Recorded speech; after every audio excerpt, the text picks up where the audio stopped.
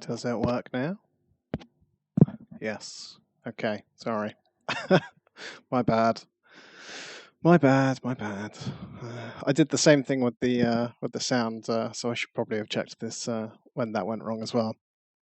Yeah, I've had camera problems, I've had mic problems, I've had sound problems. It's all going wrong as it always seems to.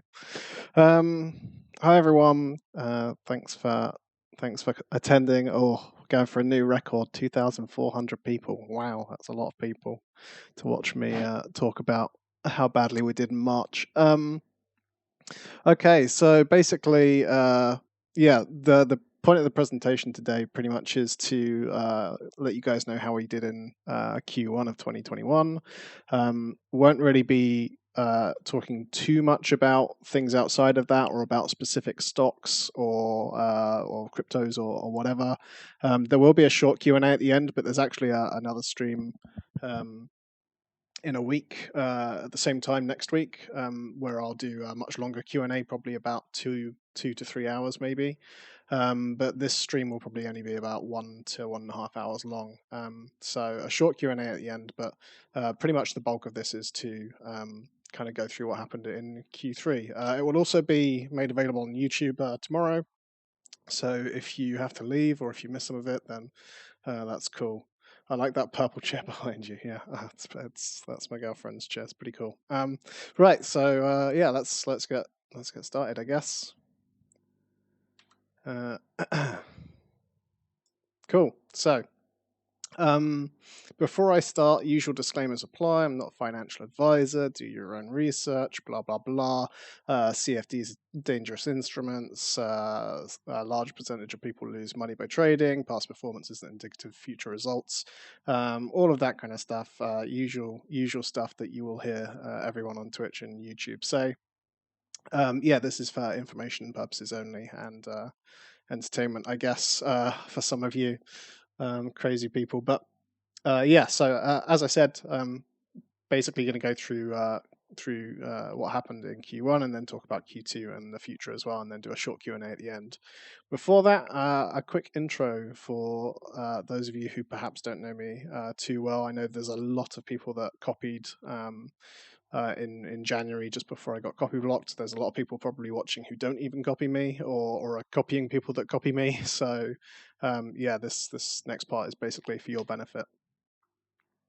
So my name's Jay. I live in Basingstoke in the UK. I've been trading for over 10 years now.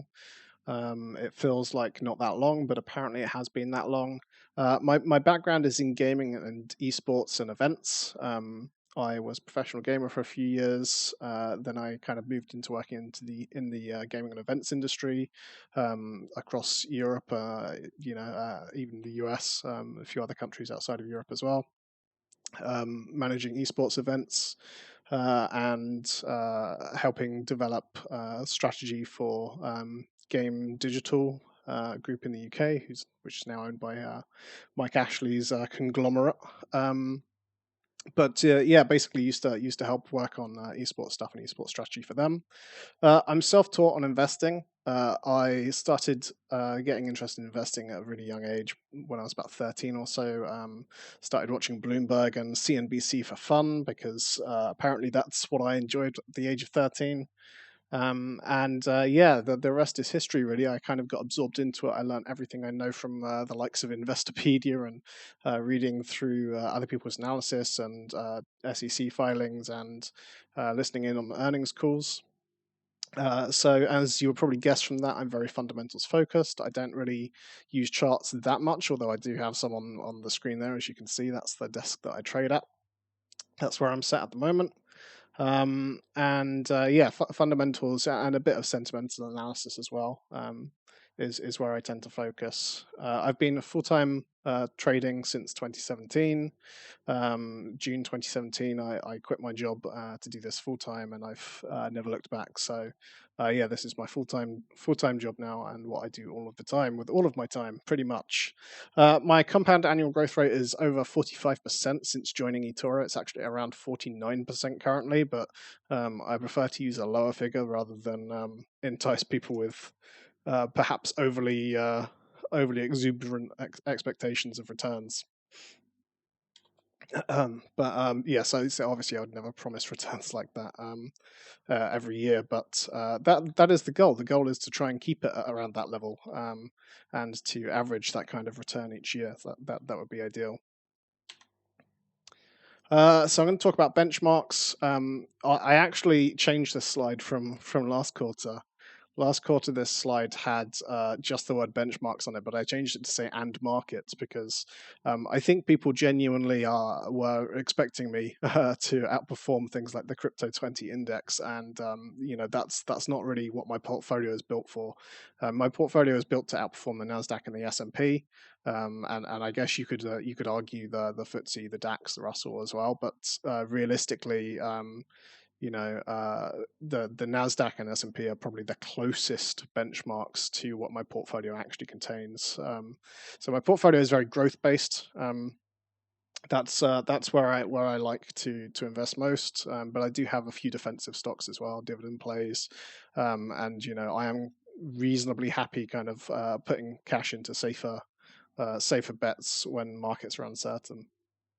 So if you look at how the markets have done this quarter, you can see that out of the US markets, it's the Russell that's done the best, and then the S&P. The Nasdaq actually had a really bad start to the year.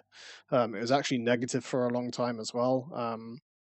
The correction in March and the kind of destruction of all the meme stocks as they all plummeted through March really didn't help the Nasdaq out too much. Obviously, we saw the rotation into the S&P 500 towards some of the opening up plays. We saw that reverse a bit this week. Actually, we saw the airlines tumbling yesterday or the day before. As that trend's kind of reversed, but I'll talk about that a bit more later on. In Europe, we saw a really strong quarter, actually. The UK still lagging behind, probably primarily due to Brexit concerns. And also, the UK was struggling more with the virus towards the start of the quarter.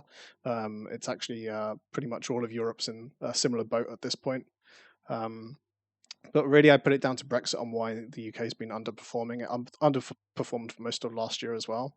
But the European region generally was actually struggling last year. So until now, it's been lagging behind the US, and so it was kind of due for a bit of a correction back up a little bit. In terms of cryptocurrencies, I think it's a pretty interesting story that you can see on the screen here. So obviously, Bitcoin's had a phenomenal start to the year. I did actually, if you go back to my Q4 thing, which you can go watch on YouTube, you will see that in that I was positioning into Bitcoin moving into this quarter. I was expecting a big rally, and we've had that rally. We hit pretty much the target that I had, which was around 60,000. We've kind of been consolidating a bit there for the past month or so. But what we have seen over that same period is much more confidence in the altcoin markets. Binance obviously had a really amazing quarter. We've seen Ethereum doing really well today, actually, new all-time highs for Ethereum. A few of the other cryptocurrencies in the top 10 or so performing really well. So Chainlink, for example, Uniswap, both of which were actually recently added to eToro, which is really nice. I think the other interesting thing to point out is that the CIX 100, so that's the top 100 cryptocurrencies, that basket actually underperformed the top 20, which I think demonstrates just how much some of those coins, like Uniswap and Binance Coin, have performed, and how weak a lot of the let's call them C tier to be polite cryptocurrencies have done. So some of the more speculative cryptos and some of the stuff from 2017 still well below their previous highs, and quite a lot left to run. But it's really the DeFi products that have been pushing cryptos. So my performance for the quarter, 14.5%. I'm actually pretty happy with that.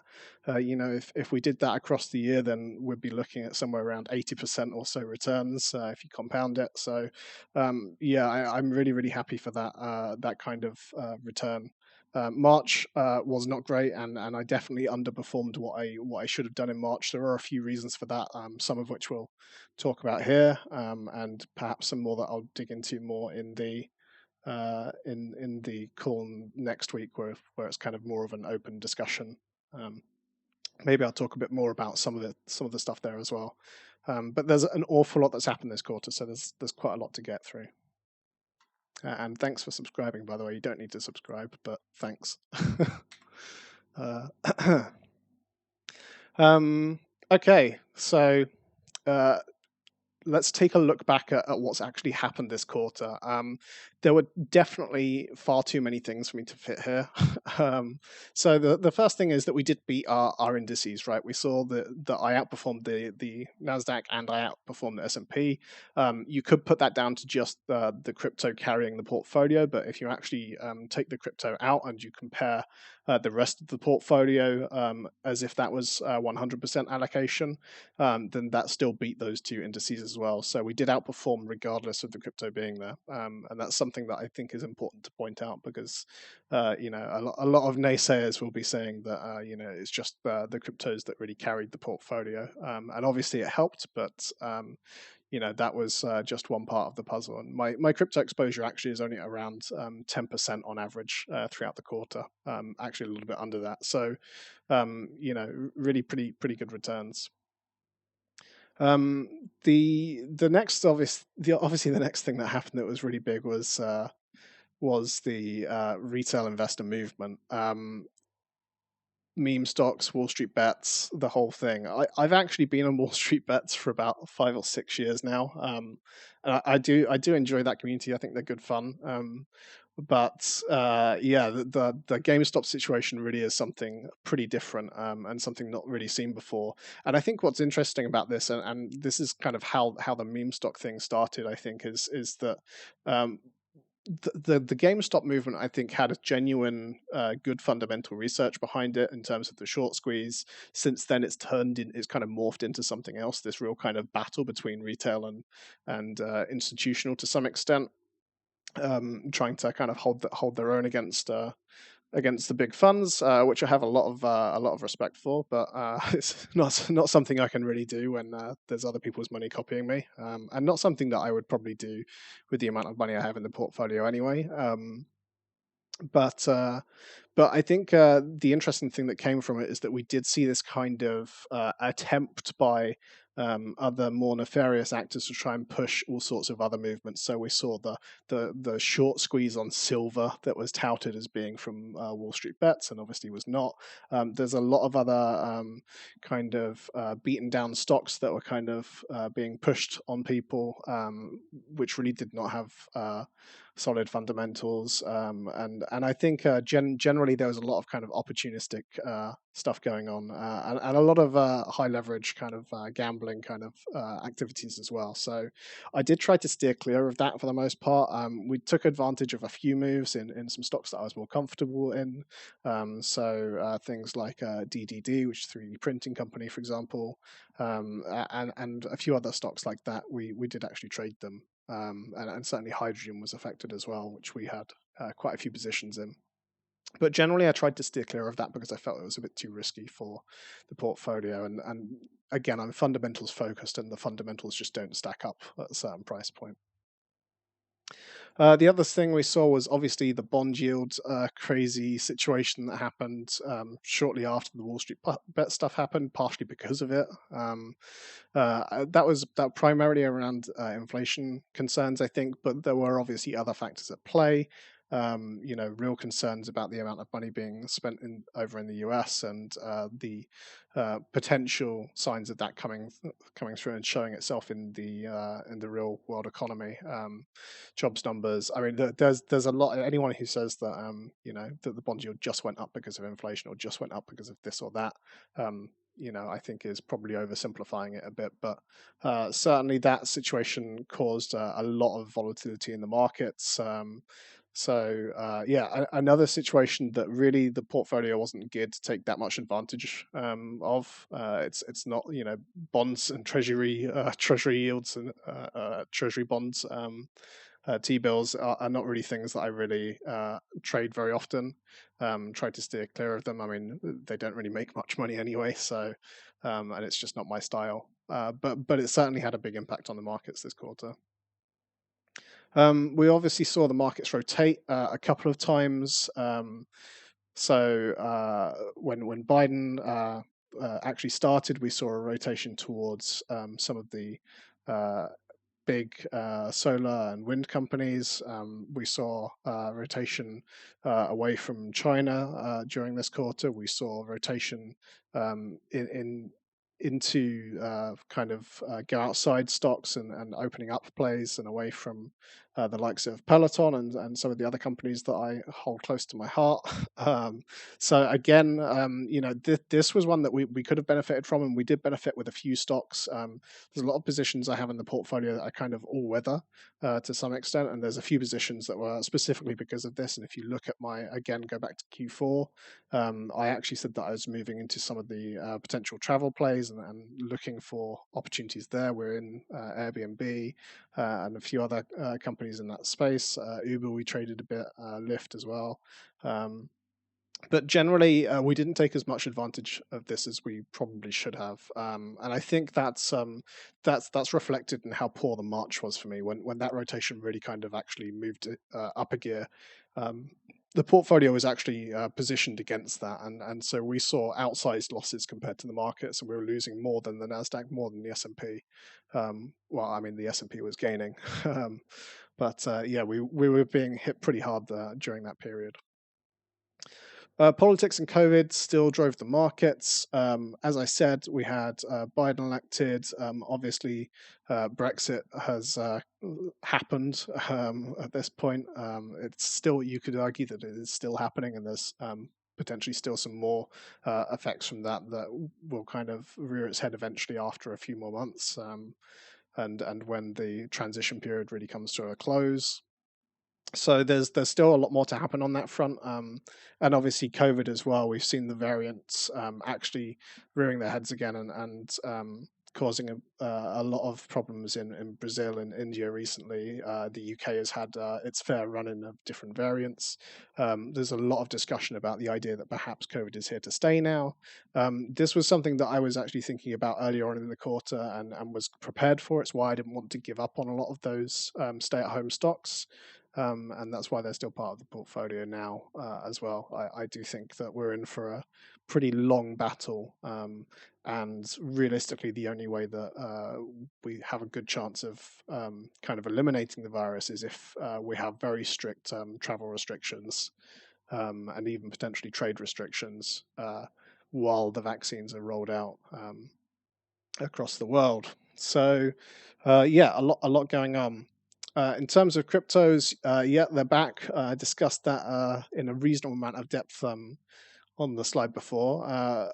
We saw, the Binance coin and KuCoin as well, which is another exchange, do incredibly well ahead of the Coinbase IPO, which is not going quite so well now as people perhaps thought it would. Um, but yeah, generally, so they did really well because of that. But prior to that, Binance Coin was doing really well because of the DeFi plays and the high fees on Ethereum. Now we're actually seeing a swing back towards Ethereum at the moment, as people kind of realize that most of the quality DeFi is actually still on Ethereum. A lot of other big movements as well, and NFTs that drove a lot of volume. Bitcoin itself has done very well. We haven't seen too much from privacy coins or some of the older legacy coins, like Litecoin, for example. They've been underperforming. I recently saw Ripple go up as well. So yeah, there's been a lot going on in cryptos. I don't think the bull run is over, but I am a little bit cautious as we continue to head higher in those. But I do expect us to head higher throughout the rest of 2021.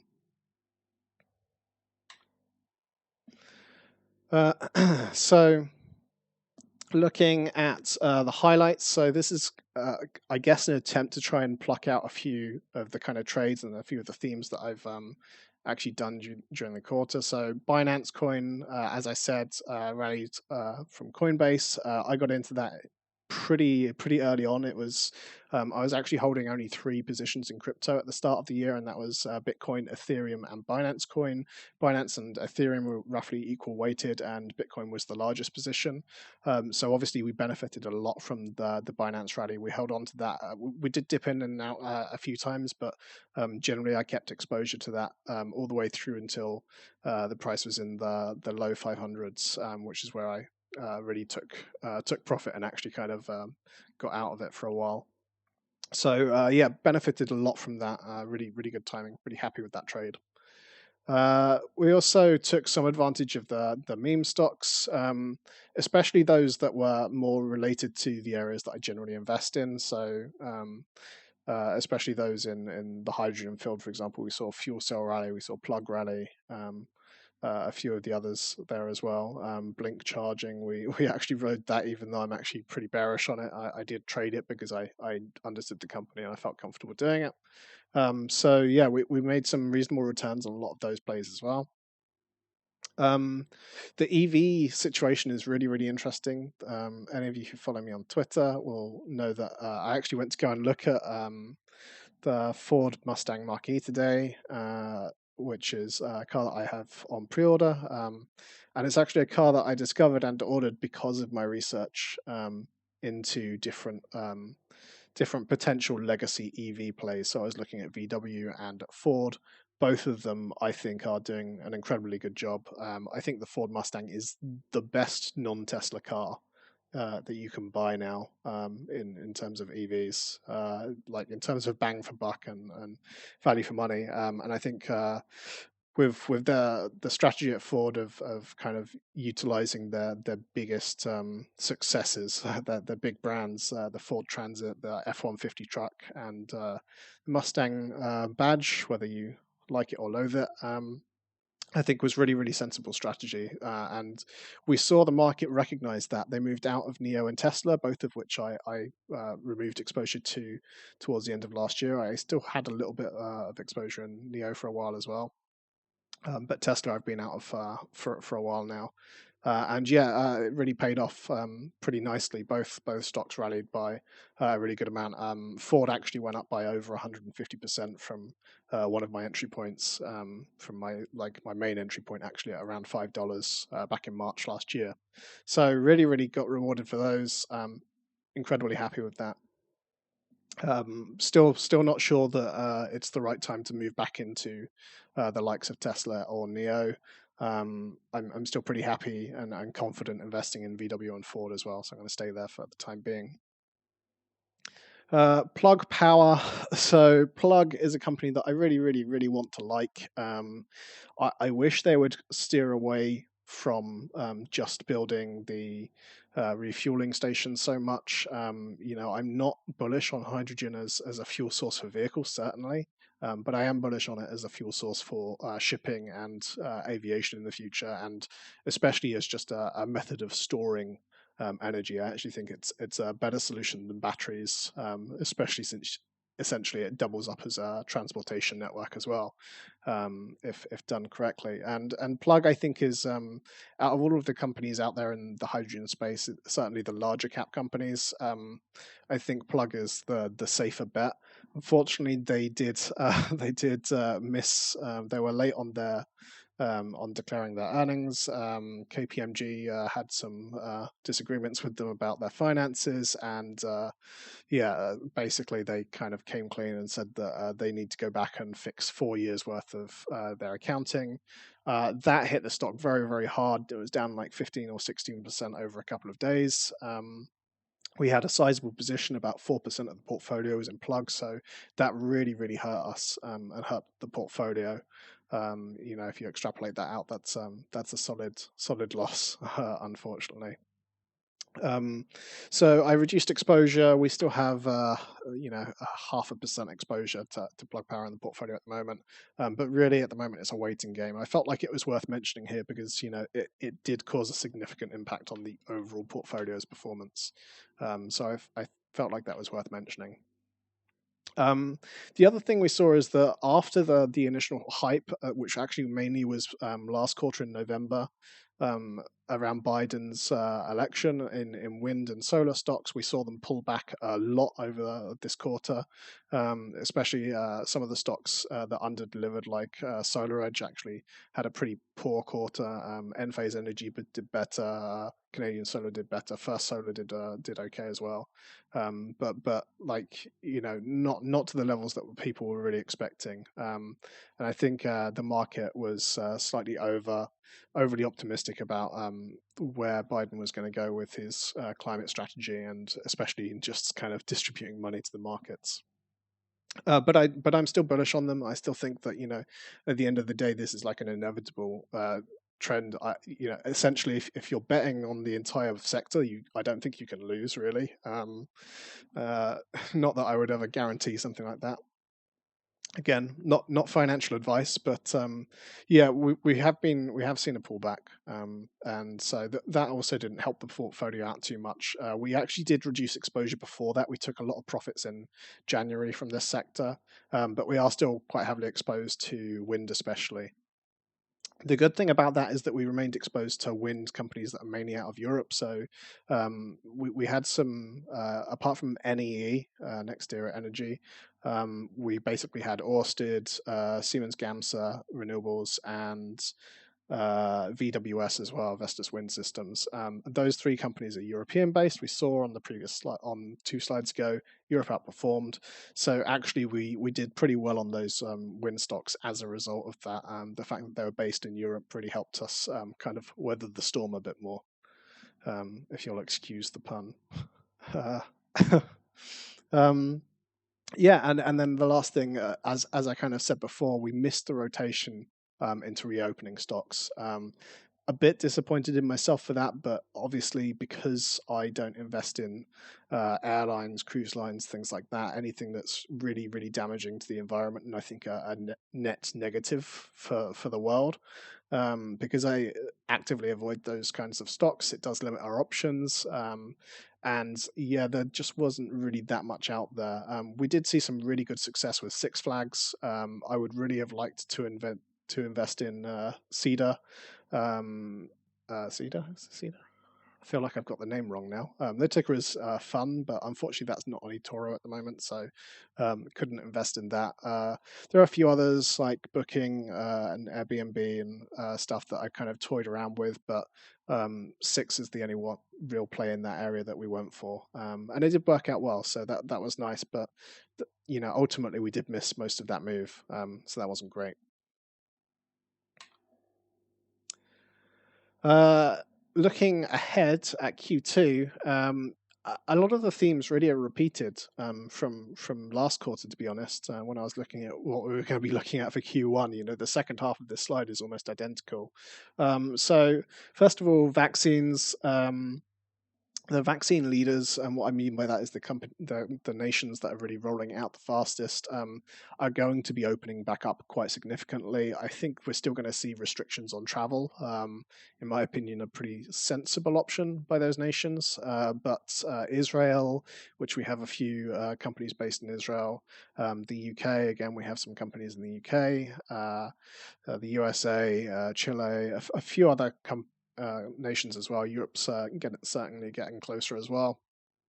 Those are the regions that really potentially have some good opportunity to take advantage of that move, and perhaps look for some of the stocks that are a bit forgotten. So that's I've actually got a small position in Next in the UK, and also in Greg's. I think that both of those are pretty well priced and pretty well positioned to take advantage as the UK opens back up.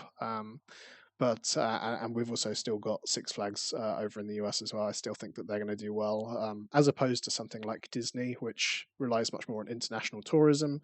Six Flags parks are local, so they attract local guests, and local tourism is much less likely to be restricted and more likely to recover quickly. So that's the thinking behind that.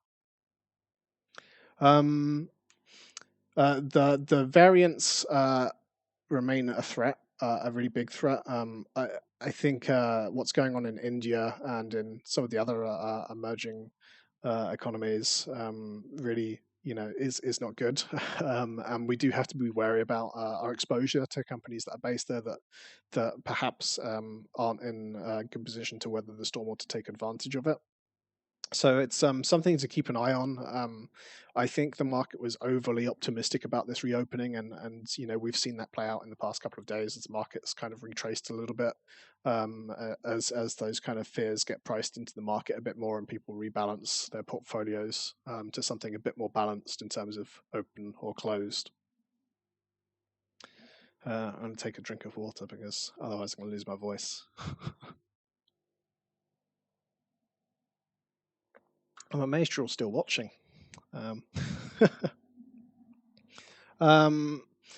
Renewables, I said that they had pulled back. I don't really see a good reason to sell them. As I said, I feel like they're a pretty safe bet actually, and make for a good part of the portfolio. I am relatively diversified in my approach to that sector now. I used to really bet on just a couple of companies. SolarEdge, Enphase, First Solar were like the three that I really liked, and Canadian Solar last year as well. But these days I'm a bit more kind of bullish on just the sector overall. A lot more wind in there now, some hydrogen in there as well. Hopefully more if Plug can come out with reasonable accounting. One of the things I added recently was Sunrun. I think that while potentially we're seeing a bit of a kind of slowdown because of Biden, and a lack of a real kind of push for a green recovery, although we may see that soon, based on the discussions that are going on at the moment between Biden, the UK, and the other big nations. At the moment, I think that retail installations is where the money is at, and I think Sunrun is obviously the leader in that space. So that's the pretty much the only real solar position I have. I have two inverter companies, and then I have Sunrun, and I'm pretty happy with that. Travel. So travel-based recovery themes for Q2. Again, like I think we are going to see opening up, and we are going to see travel increasing, but I think the airlines are not going to recover as quickly as people think they will.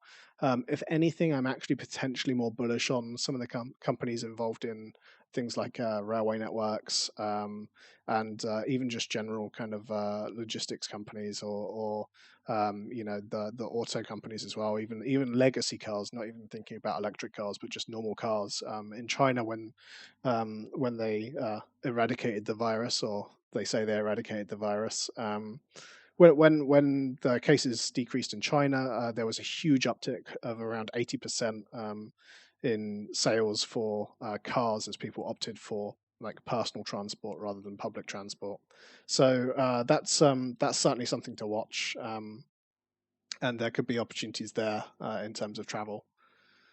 For entertainment, again, similar sort of situation. There is the option for cinemas and things like that. I think sporting-based stocks could do well. Potentially even betting companies, although I'm a bit shady about investing in gambling stuff. Yeah, there's definitely some opportunity there. Even some of the companies that perhaps broadcast those events. I have a position in Twitter. Twitter are very good at helping and benefit a lot from a lot of sporting events and things like that. The Olympics, if they happen in 2021. Yeah, there's a lot to watch in the entertainment space around society kind of reopening. If you position yourself strategically. In terms of the economy, still a lot going on there that we need to watch. Christine Lagarde trying to, look after and kind of nurture the European markets as they try and recover. There's potential for some unrest maybe in Northern Ireland because of Brexit. There's obviously Brexit itself. We're still early in the days of Biden, and there's a lot of talk going on. We're kind of witnessing China crack down on monopolies and duopolies, and obviously the West cracking down on China itself. We've got Russia on the border with Ukraine. There's an awful lot to be watching in terms of like the politics and economics that are taking place right now, and also the level of spending that nations are doing to get out of this mess. Obviously, some can afford it more than others, and kind of seeing how different countries take different approaches is going to be interesting, and there's a lot to kind of keep an eye on there. The last thing would obviously be potential for a crypto top. I'm still bullish on crypto. I want to make that very clear. I still think that actually Bitcoin is likely to head towards 100K this year, maybe even exceed 100K. But I think we're in for potentially a bit of sideways movement in Bitcoin at the moment as altcoins rally.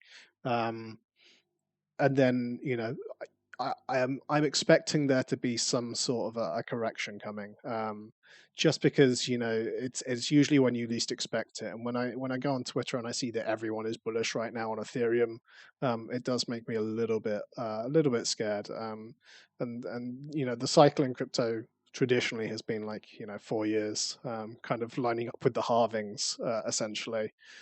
So at some point soon we should be due that correction. But I don't want to say that that's like a dead cert. I'm also not saying that this time it's different. But at the same time, this time it might be a bit different, right? In 2017, there weren't really very many trustworthy stable coins for people to move their money into, right? If the market does dip, we're going to see people utilize stable coins like never before, and that's really good because it means that essentially the money is still within the crypto ecosystem, which means it's much more ready and able to move back in when people are more confident in the market. So, yeah, a lot to kind of look out for in the crypto space as well. But I am wary that there could be a top coming, and I'm limiting my exposure somewhat because of that, because I don't want to kind of FOMO into it too much. But I think certainly 100K is on the cards for Bitcoin. We could be looking at 5K or so for Ethereum potentially. It's really hard to say. There's obviously a lot of new coins and stuff that are coming out as well. Just like in 2017, we're kind of seeing a resurgence. But it's just about kind of keeping a level head and actually kind of taking a step back and thinking, where are we in that big picture? Uh, and that's it. I've talked at you for a substantial period of time, about 45 minutes. So yeah, at this point, I'm pretty happy to start taking some questions from you guys. And if you could try and keep them relevant to Q1, Q2, yeah, or at the very least to my portfolio, then that would be really good. I'm not going to talk about stuff that I have like no interest in investing in at the moment, or that I'm not really looking at too much. I've got a much longer Q&A scheduled for next week, where we can discuss all of that kind of stuff. So at the moment, yeah, try and keep it somewhat on topic if you can. Yeah. And also, just before I start answering questions, you should definitely join the Discord if you want to kind of see my thoughts more often. Follow me on Twitter, all of that kind of stuff. Just basically shamelessly plugging myself at this point. Uh, and yeah, I'll start reading through some of your questions. No questions, more thank you. um, these are moving quickly. Is slow mode even turned on? I don't know. Do you think Q2 will perform better than Q1? No, actually. I think.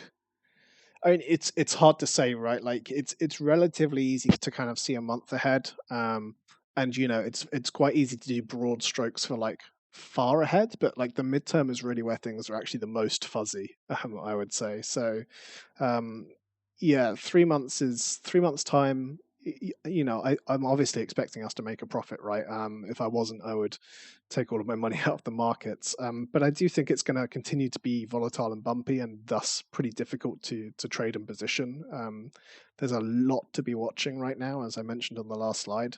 Um, yeah, I mean, I would hope to be able to maybe achieve 10% or so over the next quarter, but even if it comes out 5% or something, I wouldn't be super unhappy with that. It depends how the markets unfold, right? Like, ultimately my performance is going to be relative somewhat to the direction of the markets and, how things unfold. But yeah, I'm hopeful of generating positive returns, certainly. But I think it's going to be another very tricky quarter. And we came out of Q1 pretty well and we came out ahead. But Q2 is also going to be difficult. And I think the slowdown potentially in crypto could happen in Q2 as well. So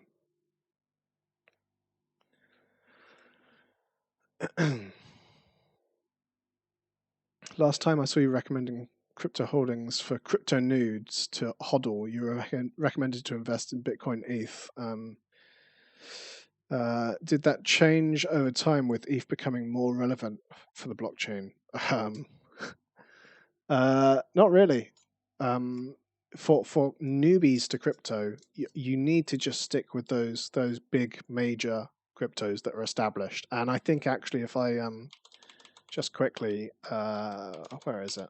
If I quickly head back here, you can see why, right? I mean, look at it, right? The CIX 100, that's the top 100. If there was like an index of 1,000 or the top 500, it would probably be down. Actually, it'd probably be negative. It wouldn't surprise me. You need to be very careful if you're new into crypto. It's very tempting to kind of go for whatever is shiny and whatever's going up by the most and is rallying. But at the end of the day, the lower down the cryptocurrency is, the less money is required to pump it up, or to potentially cause a correction. So yeah, generally my advice is to stick around the top 20 or so cryptocurrencies if you're a newbie, especially. And don't forget, like, what the purpose of something like Bitcoin is, right? Bitcoin was designed to replace money. Is it going to do that? I'm not sure. It may turn into something else. I think it's more likely to just kind of stick with the store of value side of things. But certainly it can still provide the rails on which everything runs with things like Lightning Network. We could well see stock markets run on top of Bitcoin's blockchain. We could well see payments companies like Visa, MasterCard, Square, Venmo running on top of Bitcoin, right? All of those companies are very much looking at this space right now. And Bitcoin is still the leader at the moment. So why would you take the risk on going with something else? Certainly, you can see from this slide here just how much you could have made from Bitcoin on its own this quarter. If I were to tell you 3 months ago that you could make 100% in 3 months on just Bitcoin, you probably wouldn't have believed me. And this is the common thing, right? People think they've missed the boat with Bitcoin, but Bitcoin has still got a really, really long way to go on this story. And there's still big gains even for people that are new to the space, potentially to be had. Again, potentially. I don't want to jinx it too much.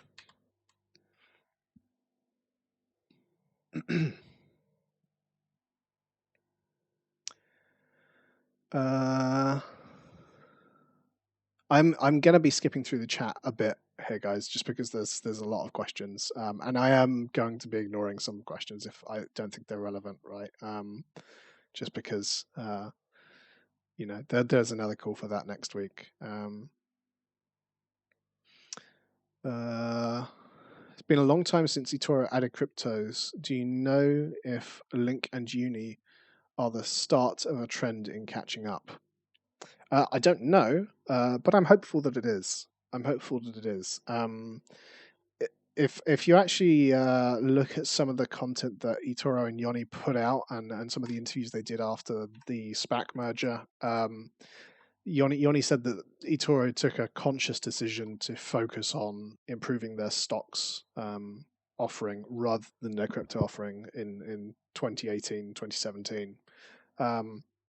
And I think if you look back at it, it was probably the right decision. It certainly made my life easier. I've got more options in that space, and 2018 and 2019 weren't great years for investing in crypto.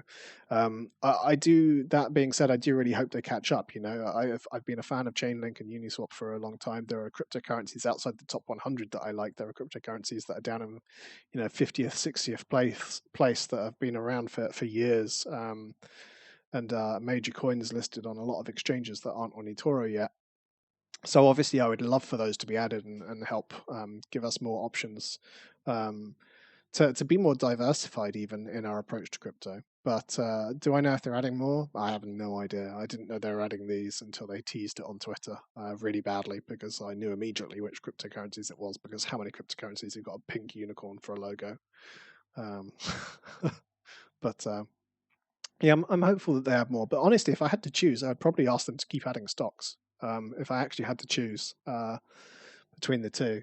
So hopefully they do both.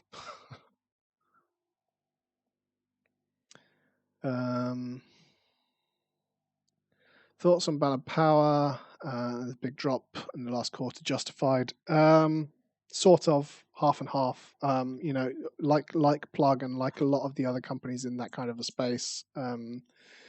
They got dragged up with the meme stocks, and some of them even are meme stocks. You could even argue that to some extent Ballard is a meme stock even. Obviously not so much in that it's not a penny stock or anything, but certainly it caught the attention of retail investors. And so it was the prices were getting pretty lofty in February, and it's obviously very easy to say that with hindsight, right? But is it justified? I think the jury's out. I think certainly like those companies in renewable space generally, and in batteries and in hydrogen, I think have actually fallen a bit too far now. So hopefully we'll see them come back a bit soon.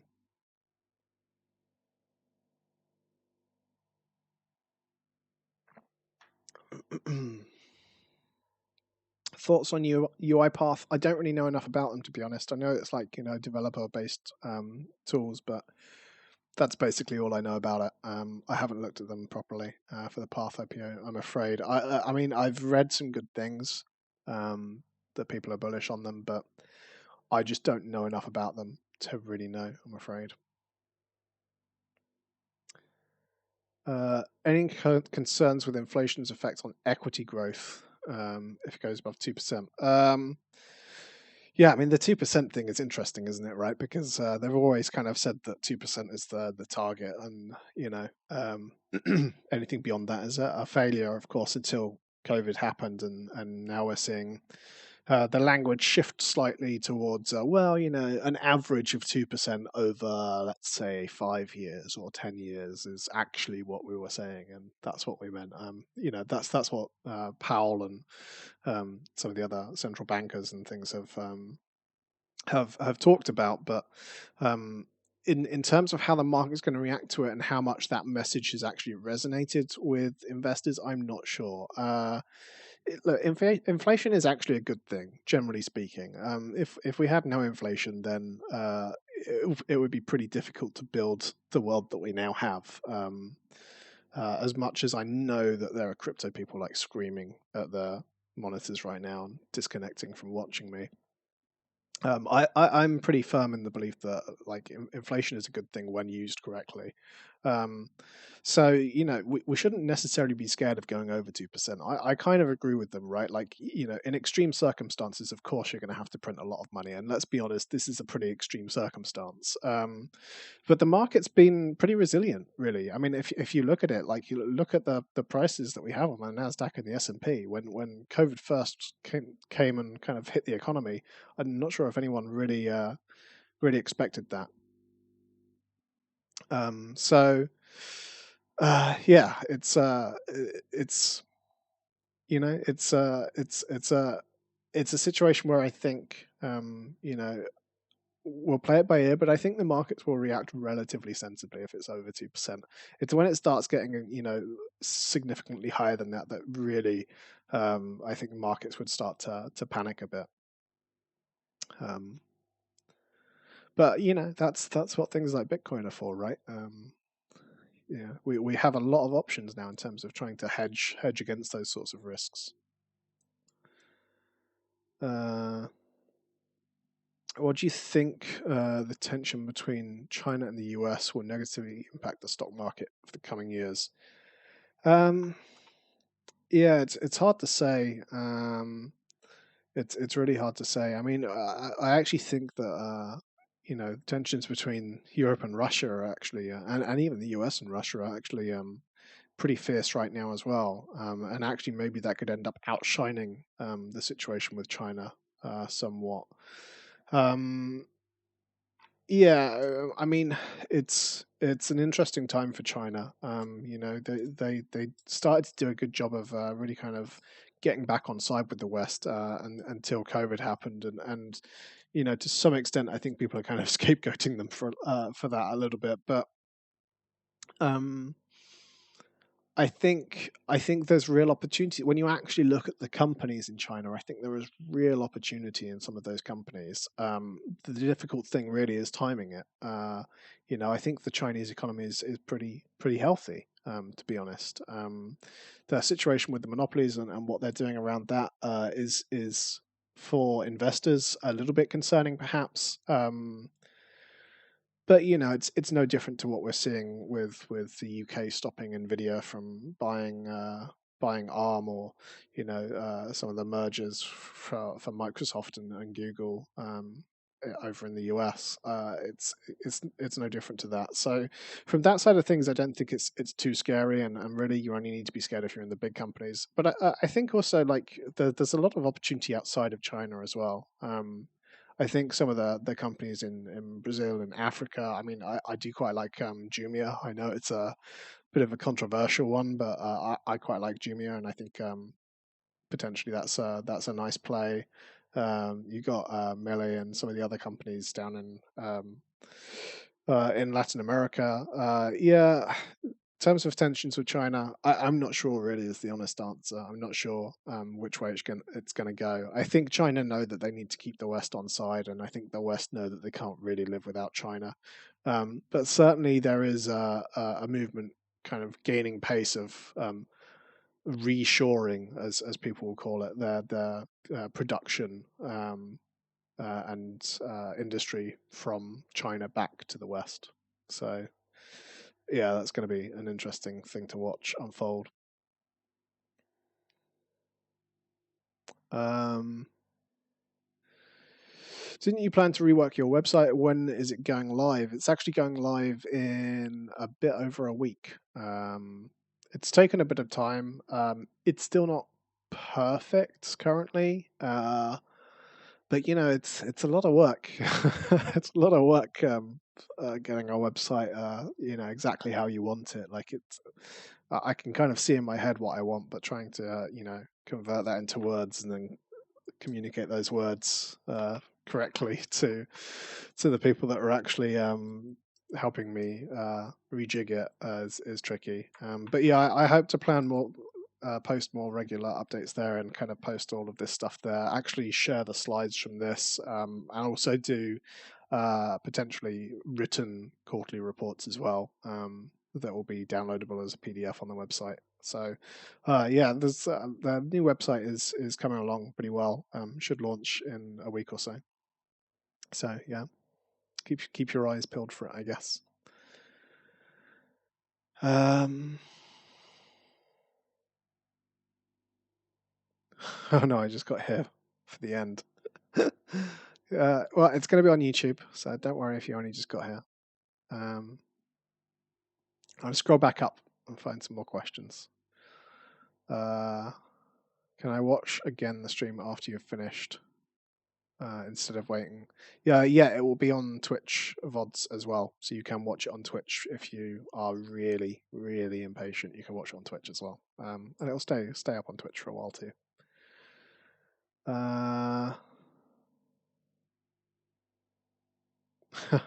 Why do you keep holding on to your 20% loss like Shopify? Because if I panicked every time a company drew down, I would be a terrible investor. At the end of the day, I look at the products that the company are producing. I look at the management. I look at the direction of the company. I look at the markets that they're trying to move into, and I make a decision on if I think it's a company that is valued at a price that I'm willing to buy at. And if I thought it was a good deal when it was 20% higher than it is now, then really at this point I should be thinking, oh, that's a bargain. That's not always the case. You will see me cut losses sometimes. For example, I did that with Tencent and Alibaba actually recently. And there's probably some other opportunities, some other examples I could find. But that's not always the solution. Sometimes you have to be patient. I mean, I think AMD is the perfect example in my portfolio of sticking to your guns and remaining patient. I was buying AMD when it was $6 and I was confident, and it got to $10 and I was, up almost 100%. And I was thinking, maybe I should take profit, and it was bouncing around and it was being pushed lower. And, there was genuine fake news coming out about the company, about, the vulnerabilities coming out of that company in Israel. But I stuck to my guns, and I stuck with it, and I kept it as one of the biggest positions in my portfolio. And you fast forward 3 years, and I look like a complete genius on that decision.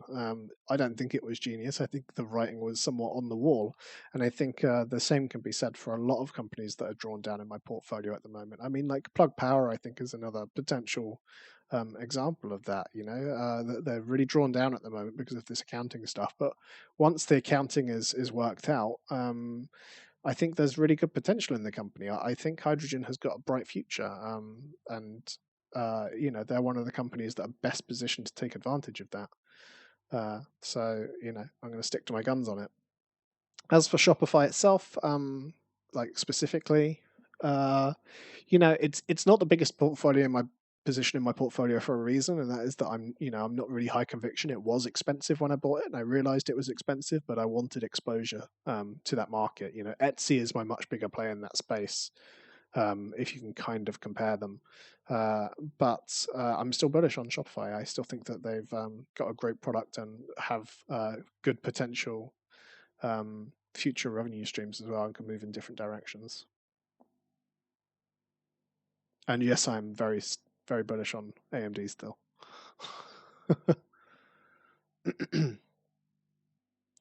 Notice that you moved out of Zinyi Holdings. Actually, I basically just moved out of Zinyi because I wanted to add more to crypto last night. I wanted to add more to Ethereum. Last night, I decided was like, it's now or never. And I was looking, and the markets had already closed, and I was looking at my portfolio, and I was thinking, where am I least confident out of what my options are to close right now? And Zinyi was the answer.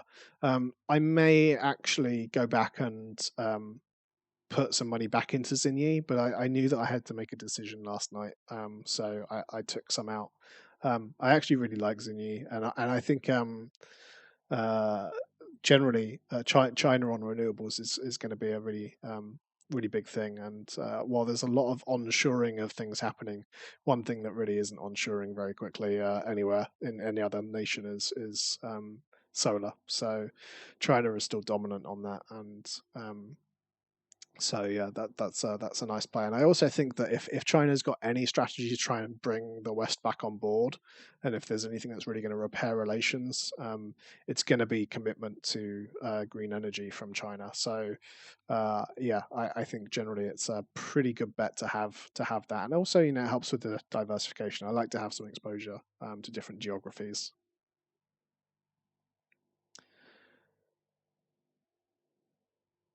So yeah, the reasoning perhaps isn't what you thought it would be, but I actually, yeah, I quite like those companies. Um,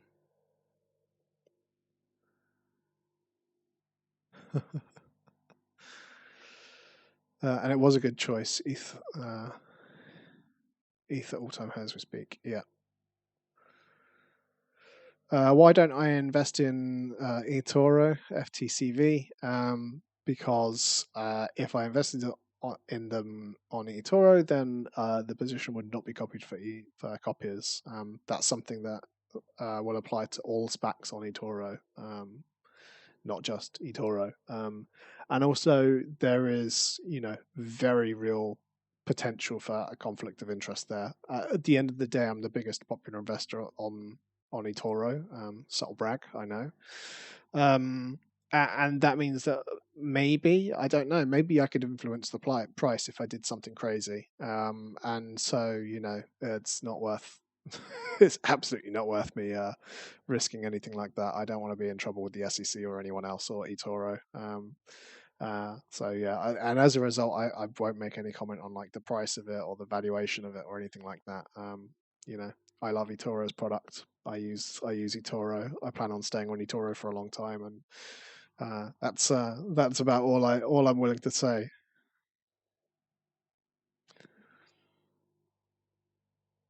Um,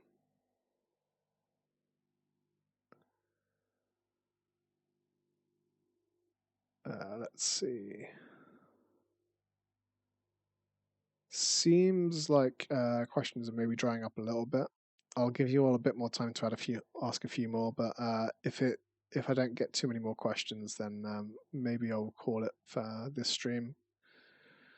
Um, Someone mentioned Corsair and gaming. Gaming stocks. So the reason part of the reason I had exposure to Tencent and then changed. You may have noticed that when I closed that, I actually had exposure to Sony. Is that I've been bullish on Sony on and off for the past year or so anyway. So I like Sony as a company, and I've been following them quite a lot. But Sony increased their stake in Epic, and I think that that's a really smart move. And Epic was what Tencent had exposure to as well. Um, so I am playing it a bit from that angle. I think Ubisoft's an interesting play. I've dabbled with Ubisoft and Take Two quite a lot as well. But Corsair Gaming, I am extremely bullish on. I've been following Corsair Gaming's journey for a really long time. I still remember when they were acquired for, I think it was like 111 million or something, like 5 or 6 years ago. Um, I was eagerly awaiting the IPO. I was very upset that it wasn't on eToro immediately, and I was following it all the time since then, telling all of my friends they should be buying it if they're not on eToro, then they should be buying Corsair. It did really well. It finally came on eToro, and then it decreased after I bought lots of it. But I'm so bullish on Corsair. I think they have a complete monopoly on the streaming space. They have, I'm using their products right now. I have a Stream Deck. I have an Elgato that's capturing from the camera that you're watching me from. I have this light over here that's very slightly illuminating this side of my face, but clearly not enough as I actually look at it now. So I'm going to increase it a bit. There you go. They make fantastic products on that front. The RAM and power supplies is where they started. It's their bread and butter. Makes them good money. They've got great brand loyalty. Their cases are loved by enthusiasts. They do graphics cards. Their water cooling solutions are improving all the time. Their peripherals are doing decent. What's not to love? Like in terms of like products and like kind of outlook for the company and growth vectors and management, I think it's absolutely fantastic. In terms of price, it's not ideal. It was certainly a bit expensive when I bought it, but I knew that going in. But it's just one of those companies that I feel really, really confident in and want to have exposure to because they've just proven management have proven over and over again that they're investing in all the right spaces and that their finger is on the pulse of trends in the gaming sector.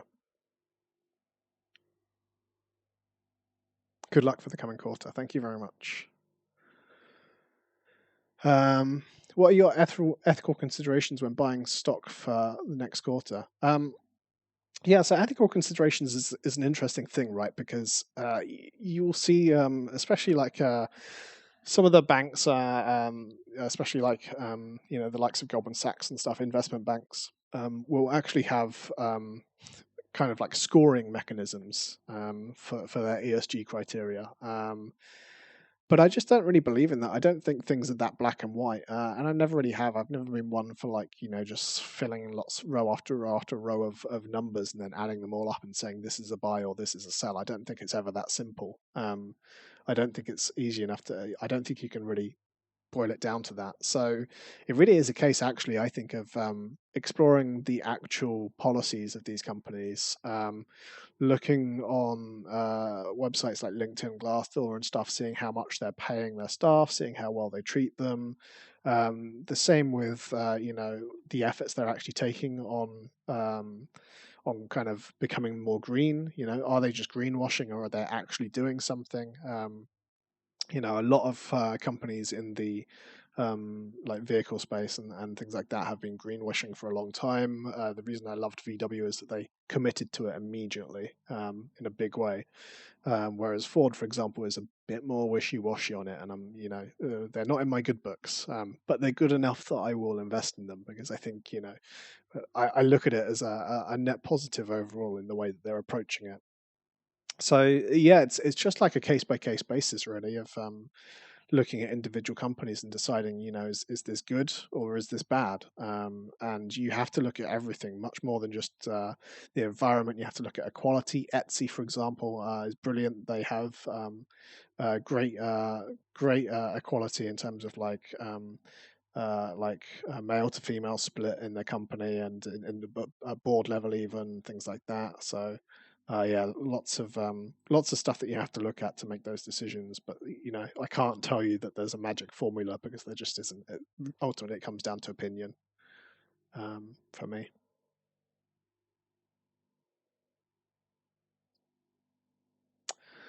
Airlines and Cineworld, yeah. Airlines and Cineworld, yeah. Well, I mean, I was wrong about Cineworld, I guess. Really, wasn't I? Cineworld turned out to be a really good play. But is it a good play long term? I'm not so convinced. I worked a bit with cinemas during my time as an event manager in esports.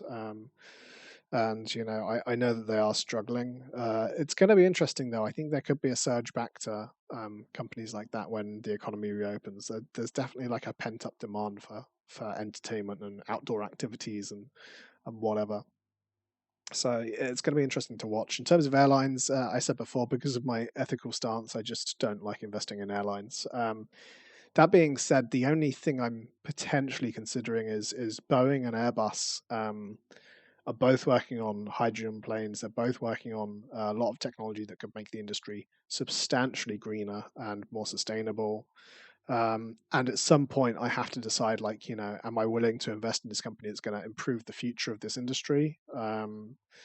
Or, when's the right time for that, right? Because, sure, they're spending like a lot of R&D budget investigating these things right now and even space travel and stuff. And it would be a good way of getting exposure to those markets as well, I think.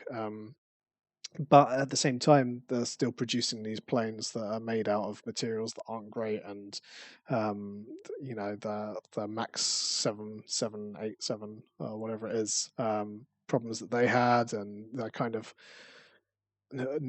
negligence, even you could call it. I think, yeah, there's a lot to kind of unpack there about if it's worthwhile or not. So, but that's something that I've been thinking about for maybe about 6 or 7 months now.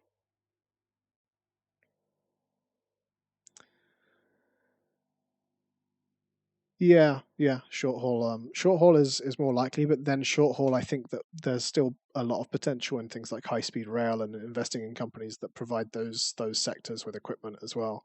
So, for example, Siemens, for example, they make trains. They make pretty much all of the electrical infrastructure you need to run trains. They make all of the components, not so much components, but a lot of the components for the trains actually, which I guess is why they make trains because economy of scale and all that. They make all of the control room equipment, signaling equipment. Yeah, they make a lot of stuff. So and I actually have a position in Siemens at the moment. That's not so much why, but it's something certainly that I considered when I was getting into Siemens. And similar with companies like ABB and stuff. Sometimes it's a better play to go for a company that has some exposure to these sectors, but not too much. Yeah.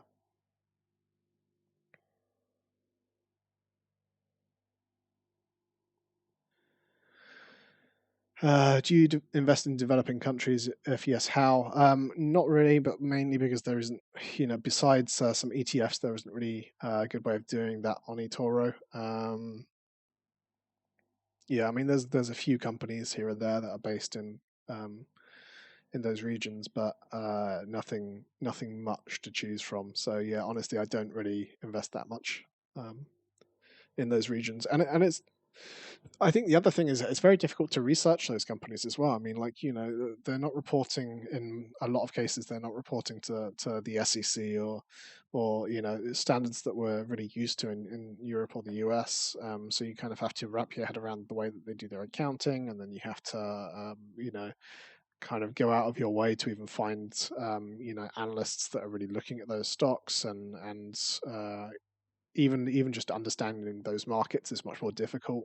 I'm never going to know as much about the market for some obscure car company in Latin America as I would if it was in Europe, for example. So,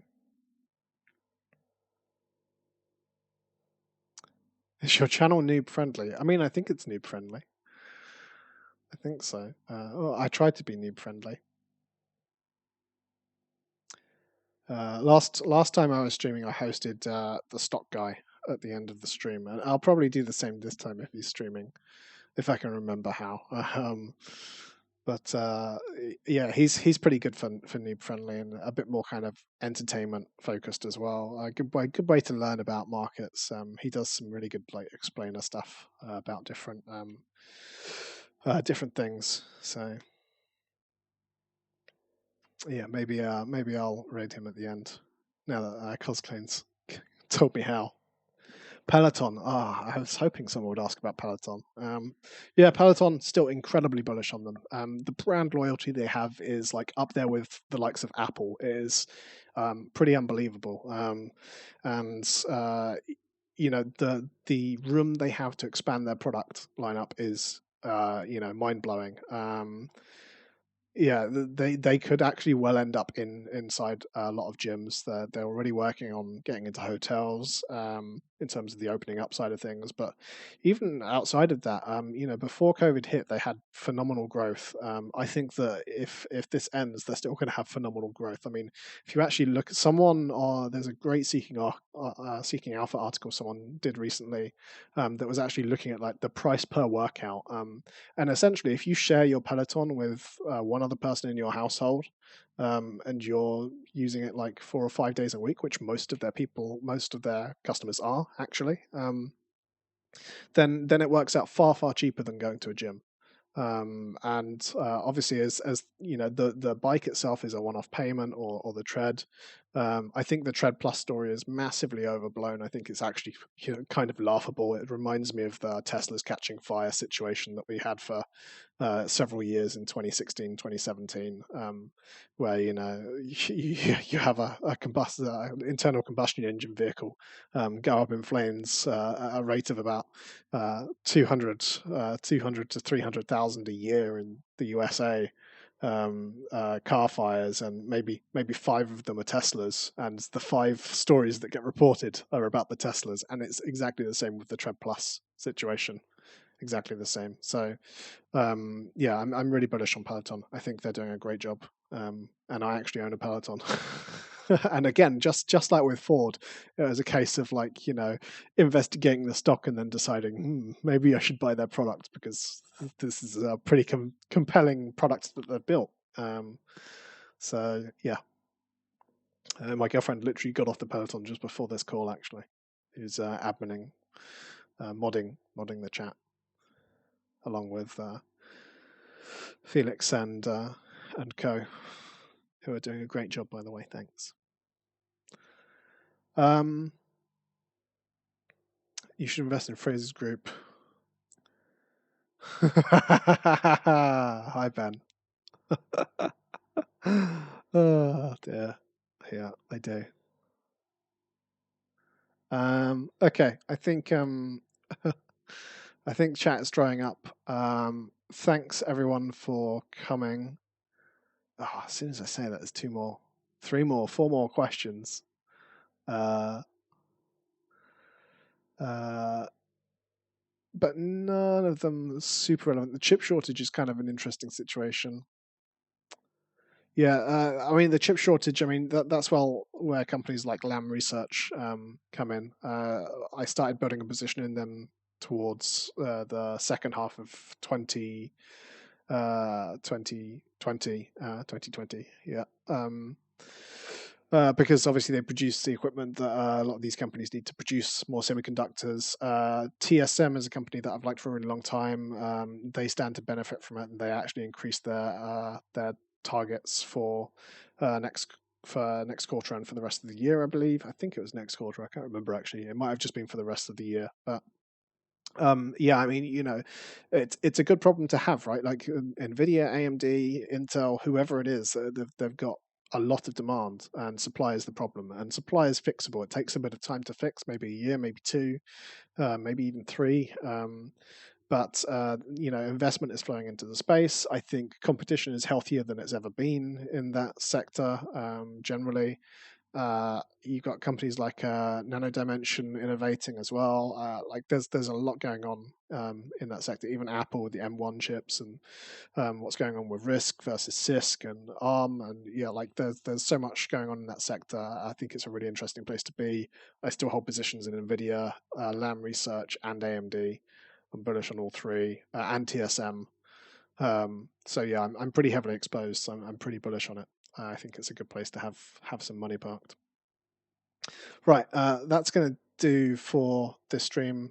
Thanks everyone for attending. You can see on the screen links to my Twitter, my YouTube, obviously to eToro and to my website. If you type !Discord, which I'm sure a mod is going to do immediately, probably, then you'll get a link to join the Discord, and you can continue chatting in there. There's a pretty vibrant community of people that follow me and people that don't as well, in some cases. But mainly on eToro, obviously. Yeah, good discussion always going on there.